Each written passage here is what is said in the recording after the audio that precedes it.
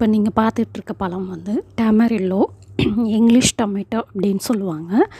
இந்த பழம் வந்து என்ன யூஸ் ஆகுது அப்படின்னு பார்த்தோம்னா, நம்மளோட நோய் எதிர்ப்பு செயல்பாட்டிற்கு வந்து உதவுது. நம்மளோட இதய ஆரோக்கியத்தை மேம்படுத்துது. ஜென்ஸ் கருவுறுதலை அதிகரிக்குது. அதாவது இன்க்ரீஸ் மேல் ஃபெர்டிலிட்டி. மலச்சிக்கலை வந்து தடுக்கும். டைப் 2 நீரிழிவு அபாயத்தை குறைக்குது. வளர்சிதை மாற்றத்தில் நோய் அறிகுறிகள் வராமல் பாதுகாக்குது. அதாவது டயபெட்டிஸ், ஹார்ட் ப்ராப்ளம், பக்கவாதம் வராமல் இது தடுக்குது.